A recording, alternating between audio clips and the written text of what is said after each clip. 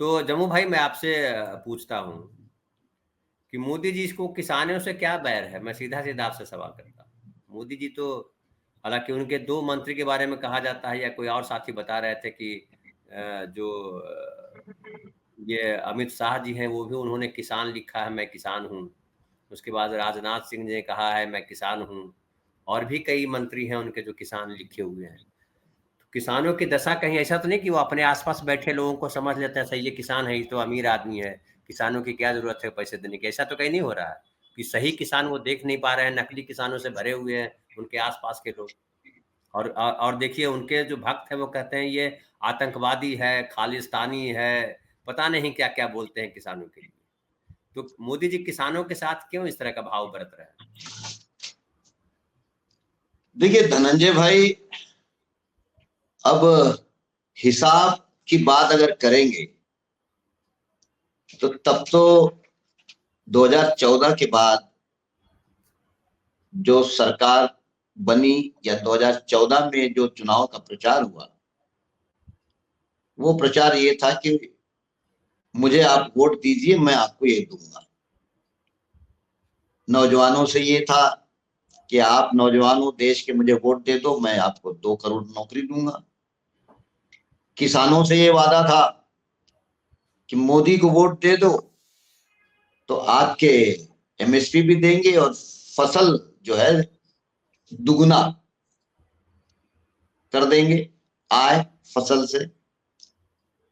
तो 2014 के बाद से जो इस देश के अंदर राजनीति चली है, वो चली है सीधा मतदाताओं के साथ सौदा करना। तो मतदाताओं ने भी सौदा किया कि ठीक है भाई, मैं वोट दे रहा हूं, मुझे रोजगार दो। लेकिन 9 साढ़े 9 साल बीतने के बाद समाज का हर तबका ठगा हुआ महसूस कर रहा है। लेकिन मोदी सरकार या बीजेपी या आरएसएस, उनको कुछ और लगता है। अब वादे नहीं, अब गारंटी।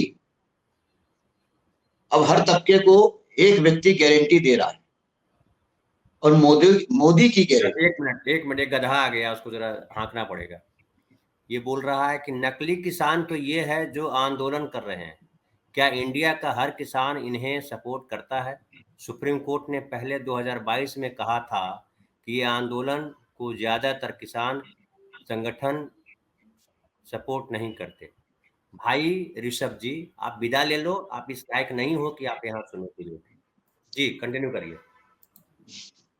तो अब जो है, वादे तो निभाए नहीं, लेकिन वादों के बाद की एक नई अवस्था या स्टेज, वो है गारंटी।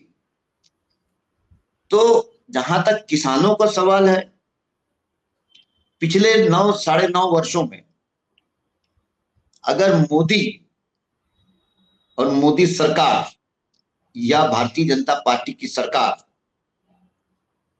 अगर उनको अपने कदम पीछे लेने के लिए एक बार नहीं कई बार मजबूर अगर किसी ने किया, तो इस देश के किसान आंदोलन ने किया, किसानों ने किया। चाहे वो भूमि अधिग्रहण के दो ऑर्डिनेंस को वापस लेने का सवाल हो, और ये अलग बात है कि जब से मोदी प्रधानमंत्री बने और भारतीय जनता पार्टी की सरकार बनी, उन्होंने तो संसद पे किसी भी कानून के संशोधन हो या पुराने कानूनों को निरस्त करने का सवाल हो या फिर नए कानून बनाने का सवाल हो, कहीं उसकी कोई चर्चा नहीं। और हमारी संसदीय प्रणाली में जो कानून बनाने की जो प्रक्रिया है कि बिल पेश करने के बाद उसको संसद की स्थायी समितियों को भेजा जाता है, जहां और विचार विमर्श होता है, और फिर उसकी भी एक अहवाल जो है वो संसद को आती है और मंत्रालय को जाती है। लेकिन मोदी सरकार, बीजेपी को न संसदीय राजनीति पे उनका यकीन है, ना लोकशाही में उनका यकीन है। इसके लिए जब किसानों के लिए कानून जब 3 पारित कर दिए, क्या है धनंजय भाई, इस सरकार की सबसे बड़ी गलतफहमी यह है, वो मजदूरों, किसानों, मेहनत कशों, अवाम को मूर्ख समझती है और सारे अकल का ठेका और अकलमंदी इन्हीं के पास है। इनको लगा किसान है, वो तो पढ़ा लिखा है ही नहीं, वो क्या जाने इस कानून के बारे में हम जो पारित कर रहे हैं। कानून पारित करते समय तो कहा कि किसानों की जिंदगी में एक बेहतरी आने वाली है और किसान आंदोलन से जुड़े हुए तमाम नेता लोग अपनी एकता करके कानून के अंदर क्या है, किसानों के हितों के नाम पे बने हुए कानून बुनियादी तौर पर किनकी हितों की बात या किनके हितों की रक्षा कर रहे हैं, ये बहुत जल्दी पर्दाफाश हो गया कि इस देश की खेती जमीन, खेती की भूमि और अनाज दोनों देश के और दुनिया के बड़े बड़े इजारेदार और खास करके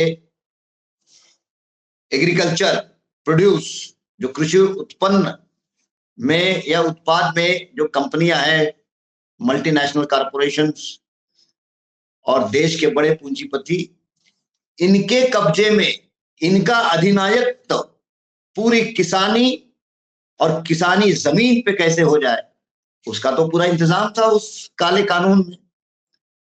और इसलिए जब आंदोलन खड़ा हुआ तो इनके समझ में आ गया कि ये मामला बड़ा गजब हो गया। जिस आंदोलन ने 750 किसान शहीद होने के बावजूद आंदोलन टूटा नहीं, चाहे कुछ भी हो, मैं समझता हूं कि उस वक्त देश जिस दौर से गुजर रहा था, उस दौर वो एक अंधेरे का दौर जिसमें उम्मीदें, होप्स, हिम्मत, आवाज, डिसेंट, ये तमाम चीजों को लेकर एक संकट की स्थिति से देश गुजर रहा था समाज। ये किसान आंदोलन शायद दुनिया में उस प्रकार के आंदोलन का, जहां लाखों किसान महीनों डटे हैं और बकायदा वही सड़कों पे खाना भी बन रहा है, खाना भी खा रहे हैं, बकायदा कपड़े वहां धुल रहे हैं, कपड़े वहीं सूख रहे हैं, और परिवार के परिवार सड़कों पे उतर आए, तो कहीं ना कहीं मोदी सरकार को वो कानून रद्द करने पड़े। और तब से मोदी सरकार और मोदी अमित शाह इस दिन का इंतजार कर रहे थे कि कब किसान आएंगे और कब किसानों के साथ किसानों को दिखाएंगे। दूसरी बात मैं ये कहना चाहता हूं कि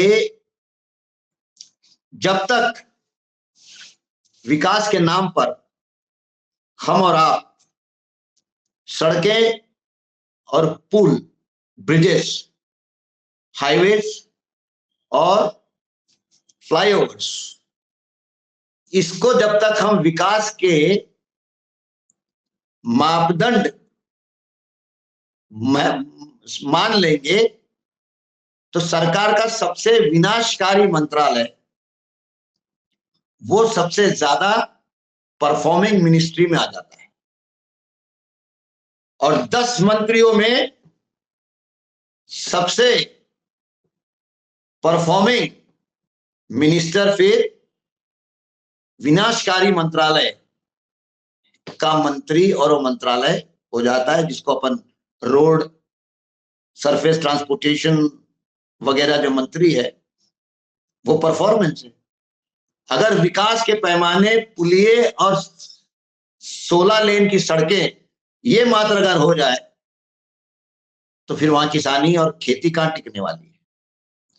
तो मुझे ऐसा लगता है कि जम्मू भाई चुनाव के पहले नरेंद्र मोदी, उनको जो लग रहा था कि 22 जनवरी के बाद पूरे देश में अब लोग कोई और बात नहीं सुनेंगे, सिर्फ राममय हो गया है और 2 महीने गुजार लेंगे, तो उनको लगा कि इसमें कहीं ना कहीं सरकार की फेलियर, सरकार किसानों के मामले में धोखेबाज सिद्ध हो गई है।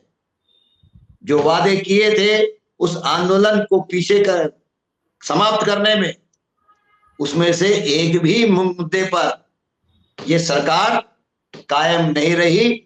इसलिए देश का किसान अपने आप को ठगा महसूस कर रहा है और मोदी सरकार धोखेबाज है।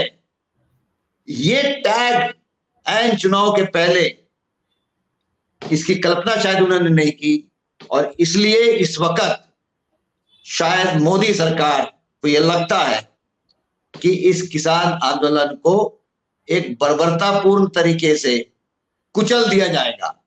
ये मतलब एक सन की अवस्था में है कि मैं तो निकला था 400 पार के लिए और ये किसान बीच में आ गए और पूरा देश अब किसानों की बात कर रहा है। तो वो अंदर से एक प्रकार की सनक, और इसलिए आपको दिखेगा कि दूसरे दिन से ही आज तो बकायदा आंसू गैस और वगैरह सारे चीज, और जिस प्रकार से किसानों को आने से रोकने के इंतजाम इतने 6-8 महीने बाद पहले आंदोलन में सरकार ने एक कदम उठाया था। कम से कम बंदूक और आंसू गैस तो उस समय भी नहीं चलाए थे उस ढंग से, आज तो दूसरे दिन से ही। तो मुझे ऐसा लगता है कि ये सरकार तिलमिलाई हुई है, ये सरकार धोखेबाज है। ये बात सामने आ रही है और ये बात सामने आ रही है कि किसानों ने अपने वादों को याद रखा है और ये सरकार झूठी है और चुनाव के पहले ये सब हो रहा है, इसलिए मोदी सरकार तिलमिलाई हुई है।